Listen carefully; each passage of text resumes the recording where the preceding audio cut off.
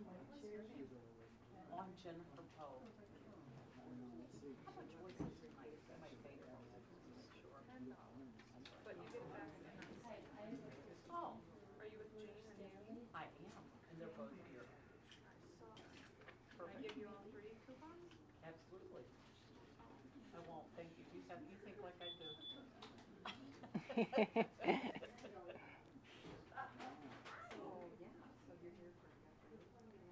Yeah, well, again, I've got most of the mold out that microbiome is affected. A lot of people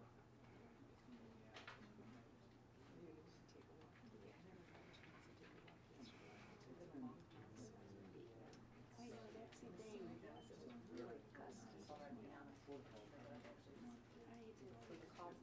did it's as long as they can do it. It's almost a half.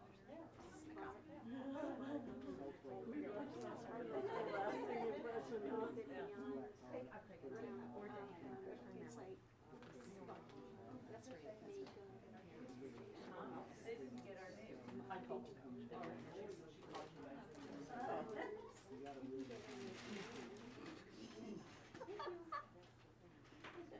me up. I didn't read this much on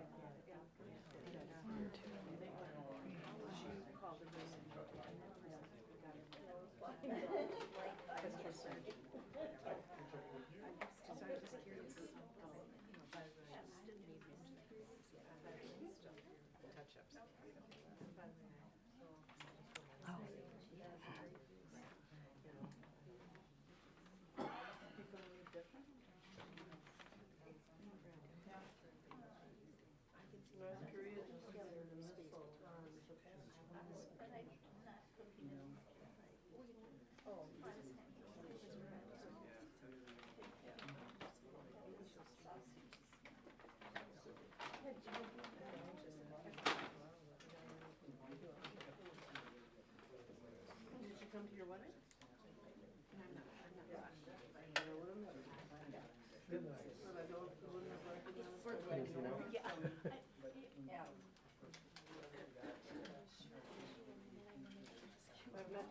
Catherine, it was here in Maryland. She's in Maryland. And your cousin. The ones I couldn't pick out of the crowd, I could pick out of the lineup. So how's it going with, is it progressing forward that she's in, or is there much up in the air? Your Are we ready? Okay. All right. I'm going to grab this. So hello, everyone. Good evening. Thank you so much for coming. What a glorious day. I was thinking everybody's playing hooky. You know, it's hard to come inside on a day like today, but very blessed with good weather. My name is Cherri Schleicher, and I'm a functional medicine nurse practitioner and certified functional medicine health coach.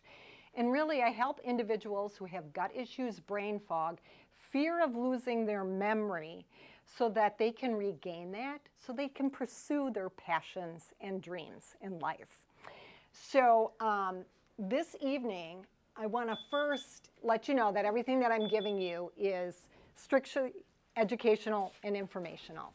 And I do have some cards later, and I'll talk about that at the end, that if anybody wants to ask me further questions or know what it's like to work with me, I can certainly answer that for you.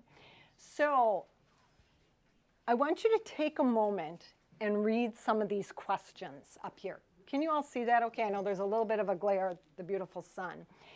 Have you ever been told, because you have a history of memory loss or Alzheimer's, that it's only a matter of time till it happens to you? Have you been told that memory loss is a normal part of aging? I can tell you I dealt with that with my mom before she passed away, and I'll tell you that story shortly. Have you ever been told that because you're working, busy with family, that you're supposed to be tired or fatigued or have brain fog? Have you been told that brain fog is a normal part of aging? Have you been told that your elevated cholesterol will lead to heart disease? Have you been told that what you eat has nothing to do with your health? I cannot tell you how many people that I see that come to me that say practitioners tell them that all the time. It's extremely sad. And any of us, when I went to school, nutrition was like nilch as part of our education. Everything that I have learned, I have taken above and beyond that. So you carry the APO4 gene, and your doctor tells you that you will develop memory loss as you age. And you've been told by your doctor that your labs are normal, but you don't feel good. You're still fatigued. You're tired. You have high blood pressure. So all of those things are no, and they can be changed, and they can be reversed. So I am going to be giving you tips today that will help with brain clarity and focus, things that you can start immediately, tips that will help you to increase energy, promote sleep, decrease bloating, constipation, gas, irregular bowel movements, and also tips that will enhance your mood and well-being. I promise that you will have less brain fog, clarity, and motivation if you incorporate just a couple of these tips that you're going to get this evening. You're going to learn how to sleep sounder so that you wake daily with energy. How can you feel more energized throughout the day to enjoy your family, go to work, school, your passions and dreams? And you're also going to learn, you might get some insight in some personal lifestyle factors that may be affecting brain health, physical health. And when our physical health is off, when our gut is off, our brain is not functioning properly. It is all connected. So this class is for you tonight if you want lifestyle tips, you're committed to your health, you like a holistic approach to understanding and working with a practitioner that does this type of lifestyle management. Probably not the best tips if you want a quick fix for things, if you feel health relies solely on a practitioner and you feel like you've tried everything and nothing else has worked for you. I get that lots with people who come to me. So let me tell you a little bit about my story and why I do what I do. I think many of us holistic and functional practitioners have a baseline story. The picture of the couple are my maternal grandparents. My maternal grandfather had a long history of heart disease and actually died suddenly at home.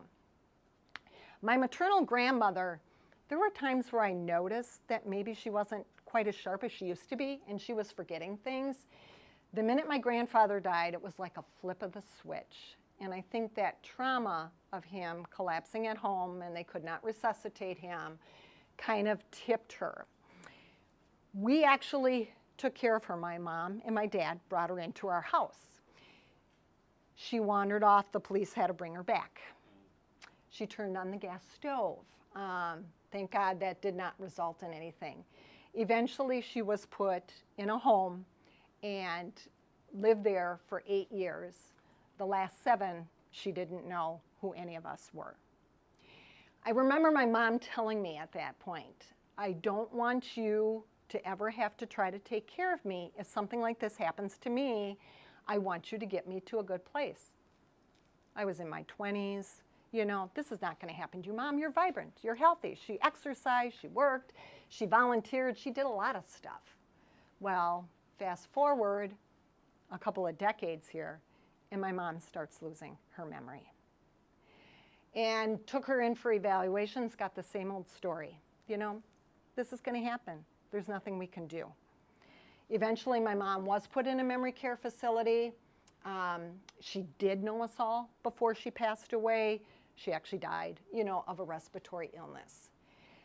I didn't know enough then to save my mom. I am on a mission that this is not going to happen to any members of my family with the knowledge that I know, and this is why I do what I do.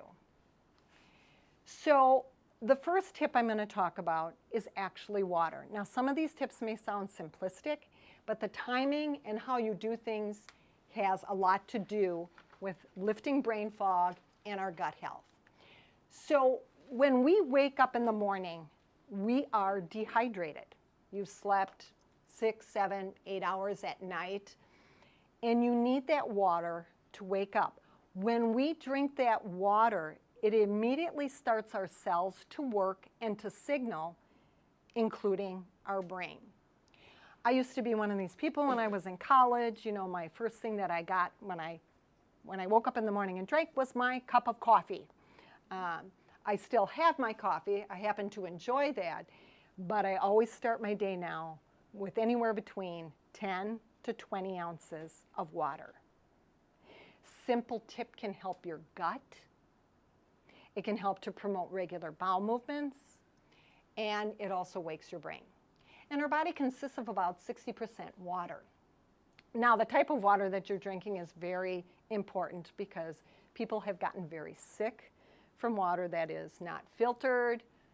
Water can have mold, water can have toxins, water can have glycophates that we are seeing out there. So filtering water is very, very important, and testing your water. Common things in city water is you'll have things like chlorine, sometimes lead. And when I talk about chlorine, it's not only drinking it, it's if you're showering in it, because it gets absorbed through your skin. And that is a toxin that affects our brain health and gut health. If you have a well, it may be more runoff, from area farmers or some pesticides and things that they are using, such as Roundup. So starting my day with 10 to 12 ounces of water, is what I recommend, sometimes up to 30 ounces. And then hydrating prior to meals. Many times when we are hungry, it can actually be because we are dehydrated. So I try to teach people, just drink about 30 minutes prior to a meal, and you want to drink less with your meal. Like minimize it to about 4 or 6 ounces if you can, just enough so that you can swallow, the food that you are chewing. It's important to drink out of glass or stainless steel bottles as well too. And I carry a water bottle with me all the time. It comes to me, I have mine on the side there. In my car, I actually look for my water bottle just as much as I look to make sure I have my phone, with me. So, how many of you have heard of the vagus nerve? Okay, so a couple of you have. The vagus nerve is an extremely important nerve in our body. It connects from the back of the brain, base of the brain, all the way down to the gut. Now, it connects to a lot of different things in between. Various portions of our gut, our lungs, so our respiratory system, our heart, our throat, our thyroid. It's called a nerve, but we need to treat it like a muscle. When it is strong, we are in a parasympathetic state. We are in a relaxed state. And that allows for us to think better, work better, function better. Unfortunately, our society is very much in a sympathetic state. We're in a fight or flight response most of the time. So tips are real easy to activate this vagus nerve at home. And one of the steps that I do that's actually part of my morning routine is when I get up, go to the bathroom typically when you first get up out of bed in the morning, and I splash my face with cold water. Do it for a minute or two, as cold as it comes out of the faucet. Immediately, that starts to help to strengthen that nerve. Gargling, where you get water really far in the back of your throat to the point where you're gargling, where you're making tears, is another way to strengthen that nerve. Singing or humming. Now, when I work with somebody for a while, I try to get them to the point of taking cold showers. Does anybody take a cold shower in here? All right, I got a number. Awesome. Hey, 10. It took me a while. I now do that. There is, have any of you, I'm going to give you some resources as we're talking here, heard of Wim Hof? Okay, yeah. His story is pretty remarkable. I'm not going to go into it right now, but you can Google him and go on his website. He does a lot of breath work, but he's really into the cold water plunges. We actually have in our body what are called heat shock proteins and cold shock proteins, and we actually need to activate both of them. Heat shock, sauna, infrared sauna, you know, like they have here, important to do as far as sweating and detoxifying. Cold shock proteins, you know, the cold water plunges. Huge in stimulating that vagus nerve. You know, when people come to me and they tell me that they poop once a week or twice a week, not normal. And I've had people say, well, I've been doing that since I was a teenager. You know, so already, you know, their gut system has been affected, which sets them up for, you know, other infections, because 80 to 85% of our immune system lies in our gut. Sing in the cold shower. So, next tip, early morning sunlight. So on days like today, and even when it's not sunny outside, going outside or looking through a window and facing the sun and actually looking at it. We have receptors in the back of our retina that when we see sunlight, it automatically raises cortisol in the morning, helps to lower melatonin, our sleep hormone. It increases serotonin, which helps to boost our mood and clarity, and it starts to activate processes in our body. It also helps to naturally increase vitamin D. Now, vitamin D is not just a vitamin, it is also a hormone, and we've got receptors absolutely everywhere in our body. Back of our eye to start that activation, in our skin, in our gut. So it's really important to get that natural sunlight. And then it starts to tell our brain and cells and sends those signals to other parts of our body, so our cells do what they're supposed to do. How many of you incorporate intermittent fasting of some sort? What do you do? What's your form of intermittent fasting? Just curious. Every day I pretty much just eat from 11 to 4. Okay. I do like 10 to 6. 10 to 6? Okay.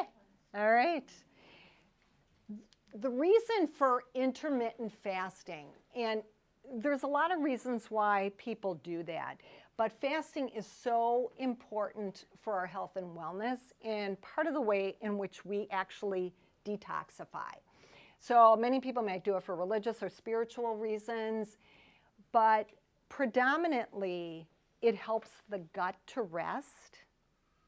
We used to think that eating several small meals a day, and for some people there can be medical conditions in which that may be warranted, but when you're constantly eating, you're actually inflaming your gut on a regular basis, because every time we eat, even when we eat good foods, we stimulate an inflammatory process in our body. So when we take the time to give our gut a rest and a break, it allows digestion to take place, to rest and heal, which allows all of our cells to operate properly, including our brain. Also, when we fast, we produce ketones. Now, our brain operates on glucose, sugars. It also operates on good fats, ketones. We want those good fats going to the brain. And then there's different types of intermittent fasting, like both of you had mentioned. Different types of time-restricted fasting, or periodic, what we call fasting, mimicking diets as well, too. But when we fast, it does a number of health benefits for us. It improves our cognition. It reduces inflammation. It helps with fitness. Do you know that when you intermittent fast, you actually preserve muscle mass? That was something that I was told didn't occur when I went to school, by the way. It protects you from obesity and chronic disease, decreases the risk of metabolic disease, so type 2 diabetes, and it stimulates a process of what we call autophagy, of which our cells that are no longer needed get eaten by the good cells so that we can detoxify. Now, intermittent fasting on a daily basis, like eating within a certain time window, is very, very beneficial. To actually start to stimulate autophagy, you have to fast for 24 hours to start to get you in it. Of course, drinking water or fluids. And then if you fast a second day, it stimulates it even more. If you can go a third day, you're actually reaching optimal levels. Now, again, I'm giving you this as far as, information and educational purposes. There are certain medical conditions where that cannot be warranted. I have, educated and coached people through a period of a 3-day fast. I've actually had some of the patients that I see that have gone 5 and 6 days. Personally, I have not ever done that for my own health and wellness. But when somebody is really sick, if they have chronic fatigue from an infection, from an exposure, that you can't put them into fasting like that for a couple of days. You really have to heal their gut, and help clear some of the brain fog before they can go into that. One of my biggest tips that I give everyone is fasting 3 hours after your last meal of the day before you go to bed. This allows digestion to take place, and it allows blood flow to go through the brain. In our brain, we have this lymphatic system. It's a whole bunch of tubes that helps to drain out and decrease toxins. And if our body is so busy digesting food because we just ate a half an hour before we went to bed, we really do not sleep as well, and then the brain doesn't detoxify. And then waiting an extra hour to eat in the morning. Just allowing yourself to hydrate, maybe then having your coffee. So what are some of the best dietary tips, to a resilient brain and also to help, with our gut and healing and the whole gut-brain connection? Obviously, sugar and processed foods just play havoc with us in so many different ways. And I don't know if you're real familiar with the whole system of how they categorize processed foods. But one of the tips I give individuals is when you go shopping at the store, shopping the perimeter. You pick up an apple or, you buy lettuce or spinach. They don't have food labels. They don't have food labels because they're a whole food. Anything that's down the aisles that we have to put a label on, it's been processed to some degree. And then it's a question of, how much is it processed? So there is a group one that is unprocessed, or what we call minimally, processed foods. And the unprocessed foods come directly from plants or animals, and they really don't go under much of an adulteration in the process. They do things very, very clean as possible. Minimally processed is when foods have been submitted and they're clean and they're removed, and they may do a fermentation process or a pasteurization process, a cooling or a freezing, process with this. One example, I'll just give you the example of dairy products. A lot of individuals will say, well, I can consume dairy, and some people can tolerate dairy, but my calcium is still low, I have osteopenia, my bones are not as strong as they should be. When dairy gets pasteurized, it totally destroys the calcium that's in there. so it doesn't get in your bones. What are the best sources? Your green, leafy vegetables, things like broccoli, kale, spinach, and nuts, things like almonds are some examples of that here. Your nuts and seeds can also be an example of a minimally processed food. And then group 3 are the fully processed foods. And these are things that are typically in cans where they add more things to it, fruits and sugar. They'll add preservatives in there, some fermented alcoholic beverages as well. And then when you get to group 4, the ultra-processed foods, these are things like packaged snacks, prepared pizza, hot dogs, things like that that really don't have a lot of real food in them. I always tell people when they're shopping too, every time you go shop and you purchase something, you're actually voting. If people didn't buy M&Ms, they probably would stop making them. It's just, one of those tips. And our ancestors were hunters and gatherers.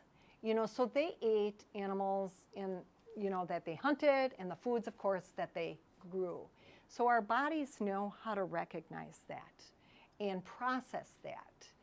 Our body doesn't know what to do with a lot of excess sugars or processed foods. And many times, they can contain toxins that are hormone disruptors. So what happens is, our body stores it. It says, well, I'm going to think about this for a while and maybe figure it out. And then our body reaches a point where it becomes so toxic that it needs assistance as far as, detoxifying and getting that out.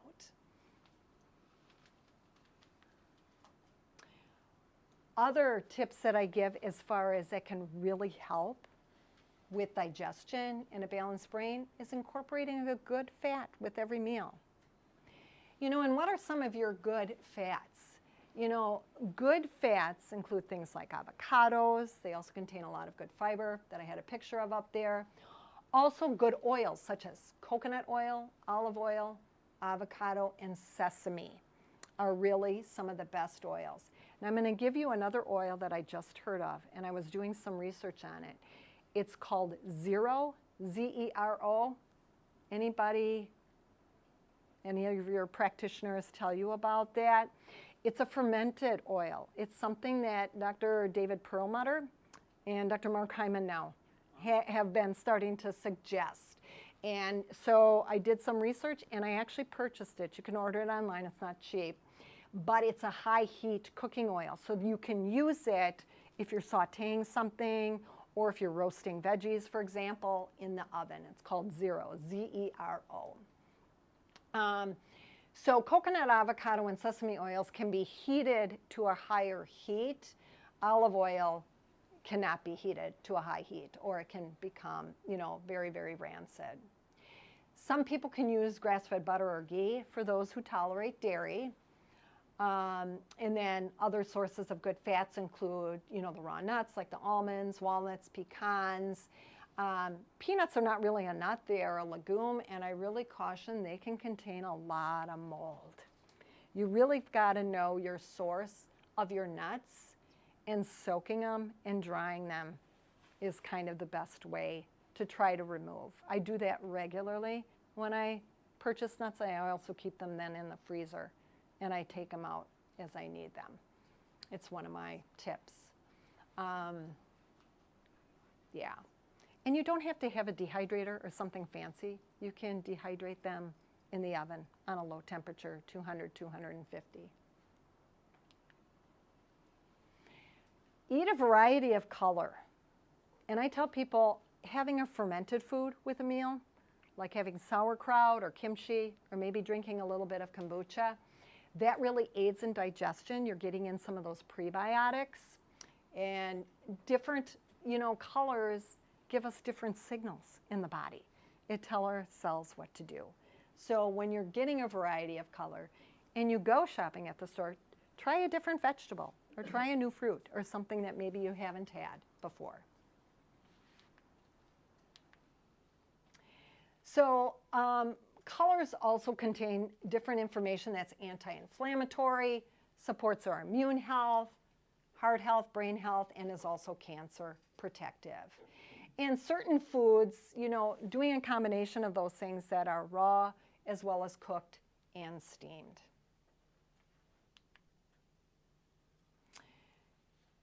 Digestion starts in our mouth, and it's so important to chew our food well. I tell people chew to the point where you have like salsa in your mouth before you swallow.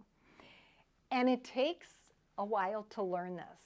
You know, going to school and being in college and then going on to become a nurse practitioner, there isn't a lot of time, and I had the worst eating habits during that period of time and had a long-standing history of gut issues. But it totally slow. When we chew our food, we become more mindful, we taste things well, and we actually stop eating when we're full. Because it takes a little bit of a signal time from the gut to go to the brain to tell us that we are full. Again, getting back to the water, hydrating prior to a meal by about 30 minutes. It really helps to prevent bloating, helps in good digestion, and being mindful. I took care of a truck driver who really did not have the best habits on the road. They stop at fast food places because this is what they do, was not in the habit of taking anything with him. Biggest obstacle was, I hate water. I don't drink water, I drink soda. What if we try just one little tip? Can you pour out an ounce of soda and just put some water in the soda? Let's start there. Let's see if we can try that. No, I'm not going to do that. Well, he finally tried that. He came back to me 6 weeks later. He was totally drinking water because he realized how much better he felt.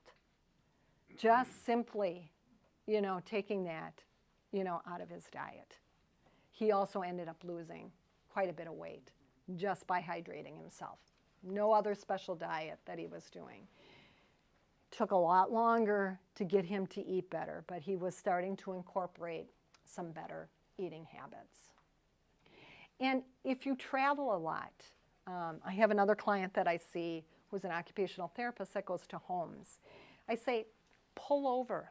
You have your lunch with you. You know, go to a park or on the side of the road, watch people that are walking, maybe turn on some music on your cell phone, you know, listen to something, you know, comforting in the background while you're eating instead of eating while we're driving. If you're driving a car and you're trying to chew and swallow, you're not digesting your food well because you're in a total sympathetic state because you've got to be watching traffic, you know, and what's going on. So when we eat, be sure to eat slow, engage all our senses, smell, you know, chew, noticing the different textures and effects of foods, appreciate, and take small bites. So moving to a resilient brain and helping with our gut. You know, we are meant to move, and we're in a society now where many of us are working on a computer, myself included. My practice is 100% virtual, but I purposely take breaks throughout the day where I walk around or get outside. And movement increases what we call BDNF. It's called brain-derived neurotrophic factor. It makes us feel good, you know, essentially, and we need that for brain health and for what we call neuroplasticity, which is, you know, growing those connections in the brain. It doesn't matter what you do, it matters that you enjoy what you do. And some of the newest research has shown now, too, that you can get as much of a cardiovascular benefit from doing 3 to 5 minutes of like jumping jacks or running in place as opposed to going to an hour-long aerobics class if you don't have time to do that, and that's not in your schedule.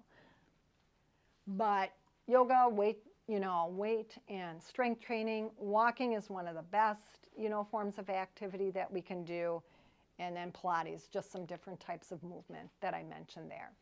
But it does a number of different things for us, for our health and wellness. Obviously promoting cardiovascular fitness, strengthens our bone, increased nitric oxide levels. How many of you are familiar with Dr. Zach Bush? Have you done his 4-minute nitric oxide workout? It's really simple. If you want that, I can send it to you. You can Google it on YouTube, but it's essentially doing a set of, 10 squats, and then you do 10 over your arms. You do 10, like this, and you repeat that 4 times in a sequence, and he's got that all down for you. It really makes you feel good. I'll do that in between clients that I have online, and if I've got 10 minutes, I'll just do that really quickly if I don't have time to step outside. Again, it increases that BDNF, that brain-derived neurotrophic factor, osteocalcin, which helps with bone. Obviously, it helps to manage weight. And, when we move and we increase that BDNF, it also increases that serotonin, that feel-good hormone. We can get more accomplished. It's a form of self-care, and it helps us even guide us towards a sense of purpose. You need to start slow. If you haven't begun a regular exercise program, it's always slow. I had one individual come to me who was 125 pounds overweight and really wanted to start to lose weight. And I said, just start by walking across the room. Get up from your computer while you're working and just walk across the room. We've got to start slow with this. Parking further when you shop. This is huge for people who have digestive issues, bloating, and detoxification, but getting up and walking after you have a meal. We should walk for about 10 minutes every time we eat a meal.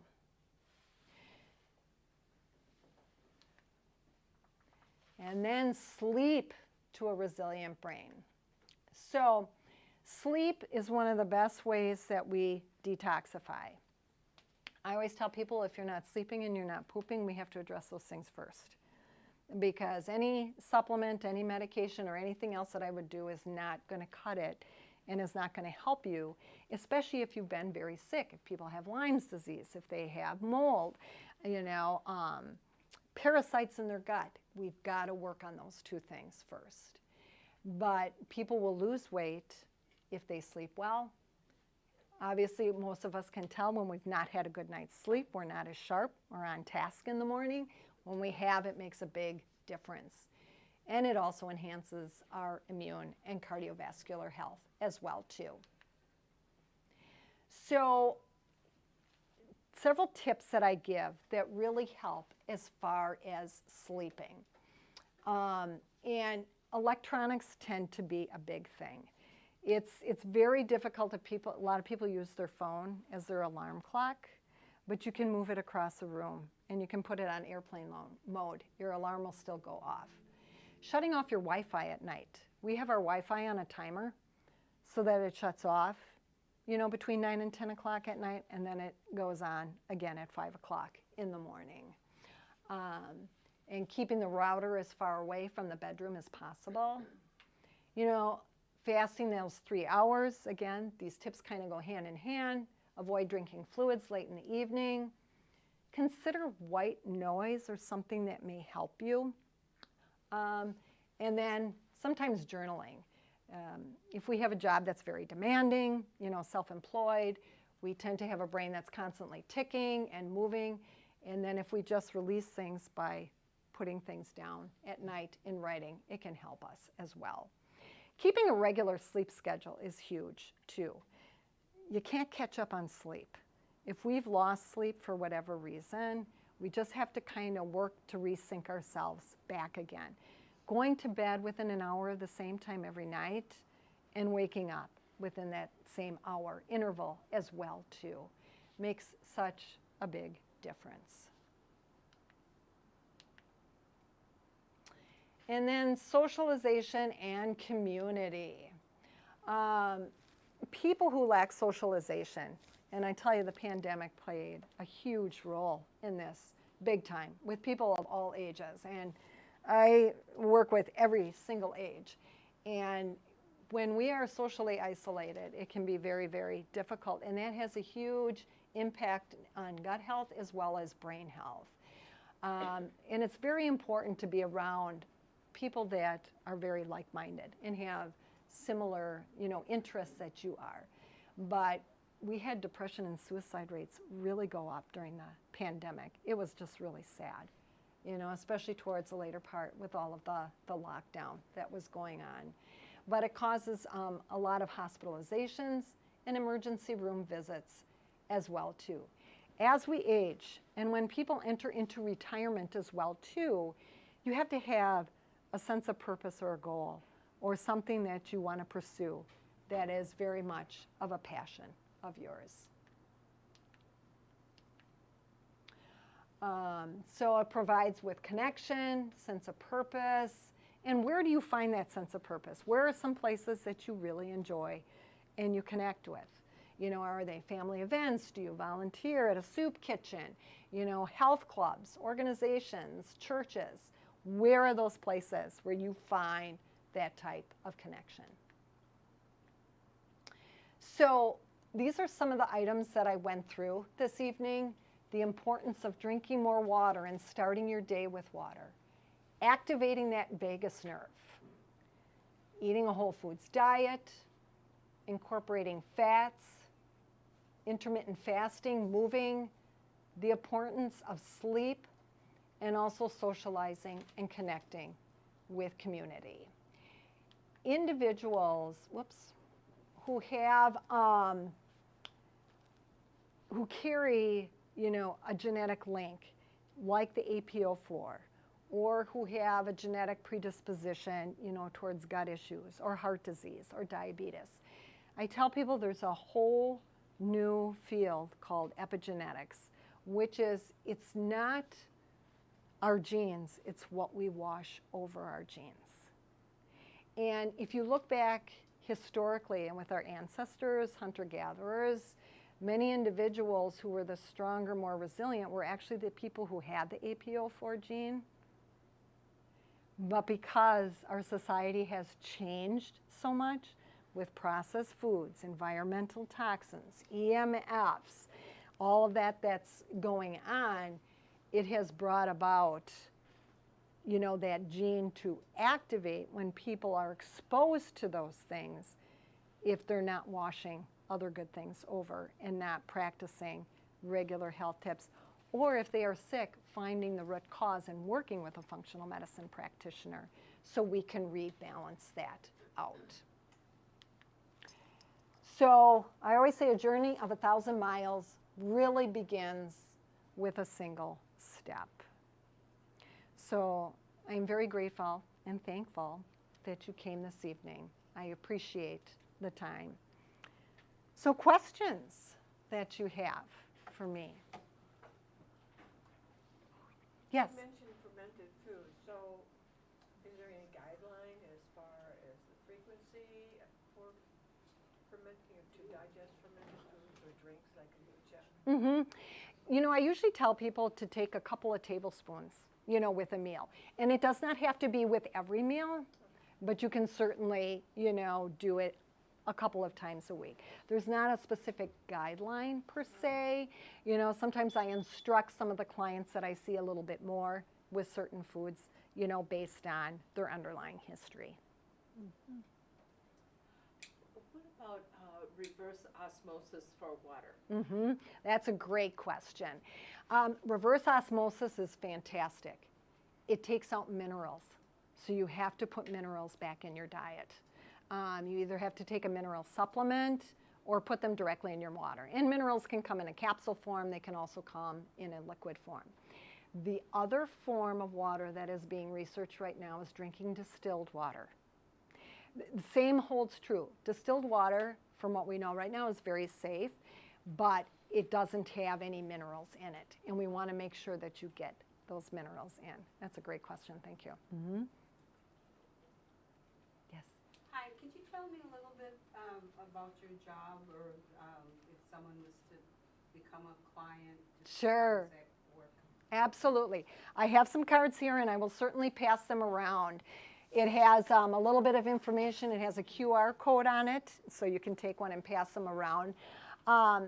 Functional medicine nurse practitioner. Anybody who wants to come and see me, I do first a 30-minute free personal call. I want to get a little bit of information as to why you're seeking me out, what are some of your health concerns, and we talk through that. And then we decide, are we going to be a good fit to work with each other, or should I refer you off to somebody who maybe has more expertise in an area that you are looking at? I typically I have a couple of programs, and they are listed on there, that there's what's called the resilient memory method, and that is essentially a 12-week program where I work with somebody that really helps to lift brain fog if they're having that. And depending upon some of their past medical history, I say, this 3-month program will work for you to jumpstart things and get you going.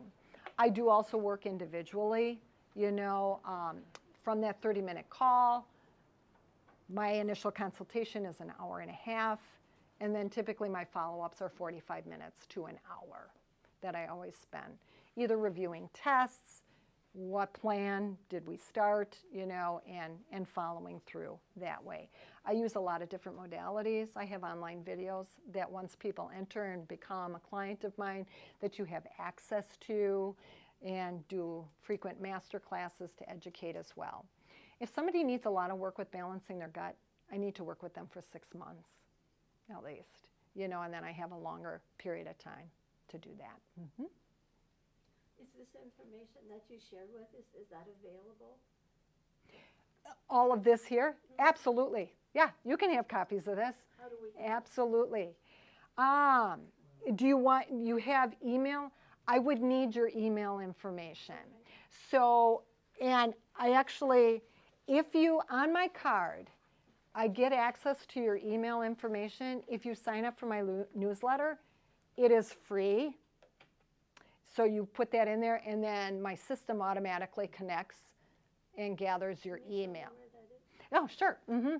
So if you go to my website, the www.csholisticfamily.com, it's, right here? It actually, the QR code will take you right there. So I don't know how to do that. I'm really illiterate. Oh, okay, all right. I don't know too much about all that. No, then let me, you know what? I didn't actually put it on that card. I can pass this around. If you put your name and your email, I can forward you the whole. Okay. Sure. I mean, this is educational, and I want people to have this. If you can share it with a family, or a friend, then do that. So then I will put you into my system, and then I'll get you access to that.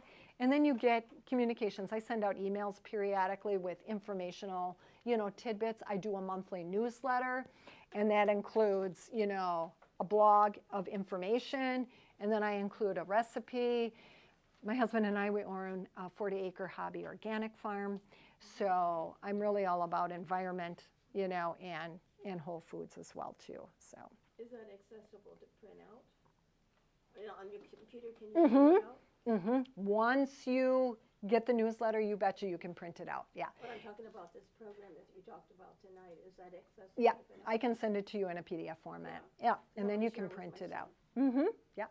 And then you can choose which, slides you want to print out as well. Yes. Have you ever been on PBS, like when Perlmutter or Mr. Hyman, Dr. Hyman are on? I have. Mm-hmm. Yes. Uh-huh. I haven't been on PBS, but I've listened to them. Okay, yeah, no, let's clarify that. I have not been on PBS, no, but I have listened to them for sure. Mm-hmm. Yes. Uh-huh. So I gotta back up a bit. There's a lady over there, and you answered her, but I couldn't hear her about to drink in the morning. Was it the water, or was it apple cider vinegar, or? Oh, she was asking about the fermented foods.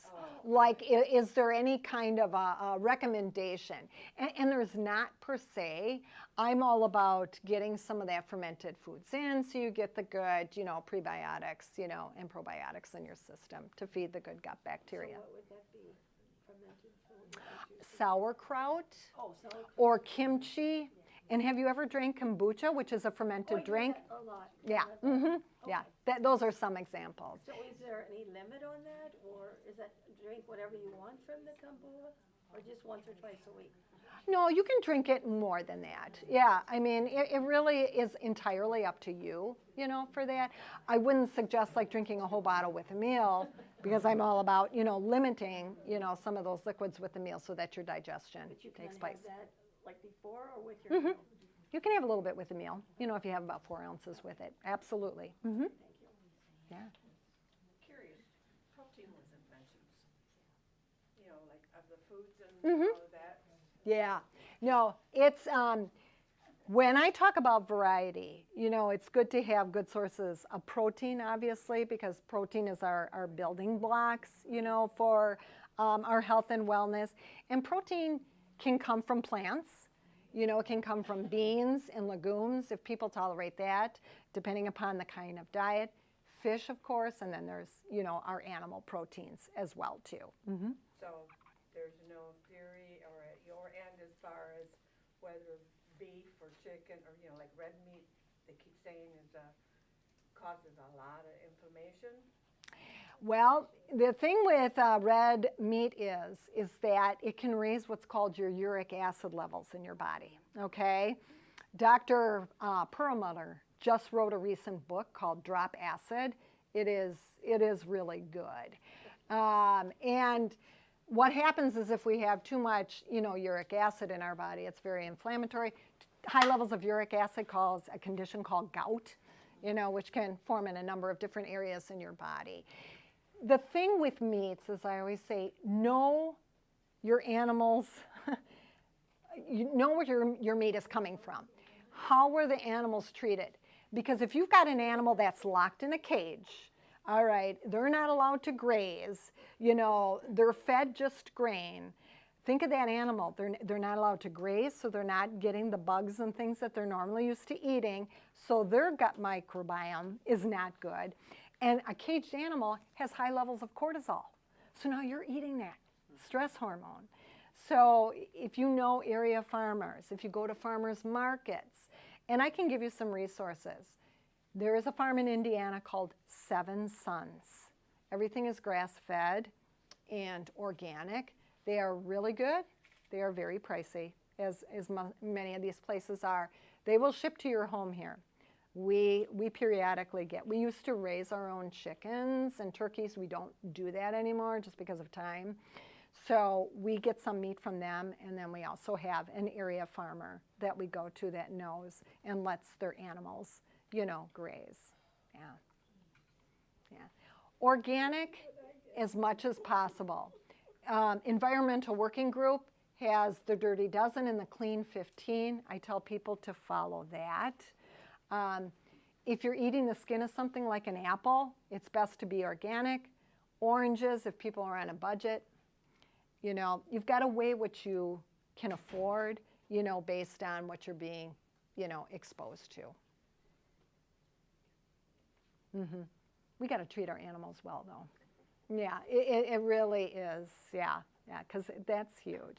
And increased cortisol levels and stress hormone, you know, that leads to all different kinds of hormonal issues, which in turn affects gut, which in turn affects brain. You know, the body is pretty smart. You know, if we give it the right tools, it balances itself out. You know, obviously there are extreme conditions and toxins that have to be, you know, dealt with. But it's that cumulative effect of things that are toxic to us that are not good. Yes? Okay, if you're fasting, okay, I'm assuming you can like drink water. Yes. Okay, and what about like taking vitamins? I leave that up to people, depending upon what they're taking them for. If you're truly fasting, you really have to watch your fat-soluble vitamins, A, D, E, and K, because those should be taken with food or in a fish oil or omega-3, or if you're taking MCT oil. That's all really important to, when you're fasting, then those should probably be held for a period of time. I do run a program, a liver, kidney, and gut detox over a 6-week period of time where I have people eat clean protein, clean veggies and fruit, no sugar, no fats, and that includes good fats. You know, we take all those out, including like salmon, no dairy, no grains. And it naturally just allows that to reset. And then I slowly add in the good fats again. We can go without good fats for about 8 weeks, but then after that, you know, your body really needs to have that for a number of different reasons. You know, what do fats do besides optimal brain health? They cover all of our cell membranes, you know, so they're a protective factor. They help a lot in healing. And they make us feel full. The hardest part about doing that for 6 weeks is you tend to get a little hungry. I've done that myself just as a natural detoxification. Mm-hmm. I would caution people in the kombucha because they're not all created equal. Some of them have a lot of sugar in it. Mm-hmm. Probably start slow because sometimes they're potent. Yeah. You get overwhelmed. Same thing. I was doing a lot of probiotic type foods. Uh-huh. Like sauerkraut and pickles and Sure. olives, and realized my sodium went right up. You have to be real careful because they have a lot of sodium in those. Mm-hmm. Yeah. Thank you. Yes. Yeah, that's a great point. Mm-hmm. Other questions?